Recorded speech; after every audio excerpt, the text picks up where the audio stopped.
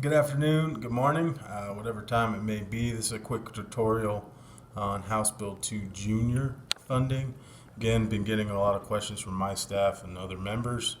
There's no real cut and dry written policies on House Bill 2 Junior monies, but the quick background is these are only have happened a couple times in the history of New Mexico. Where these bills have actually been produced and rolled out.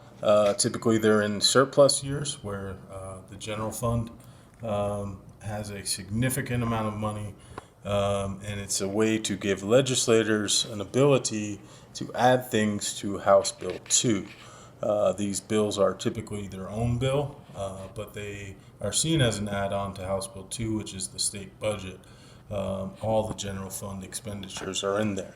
And so typically it's for programs that legislators are passionate about or feel are underfunded.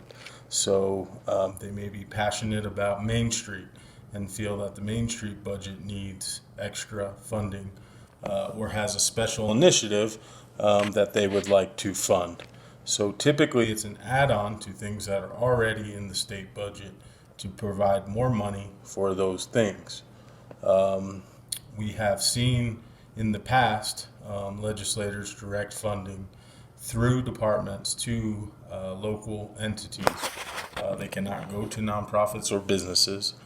They must go through a fiscal agent for specific projects, typically operations or programs or something of a general fund nature. So non-capital outlay, typically. Although in this session we are hearing that police vehicles, safety vehicles can be applied by legislators because they're trying to get away from bonding those in the capital outlay bill. That's the one deviation.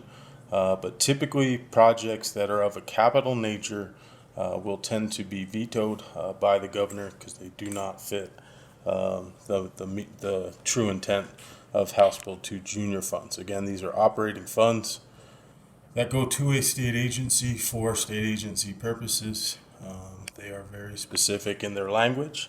So again, if you're having behavioral health issues in your community and want $50,000 for your treatment program in the specific county or city that you live, that is a potential House Bill 2 Junior funding. We've also seen this for plans like site master plans, target industry analysis, strategic economic development planning, those type of things. We've also seen funding go from local entities to be directed to nonprofits. Again, they can't specifically be written into the language, but you can do things like to advance youth programs in the city of X.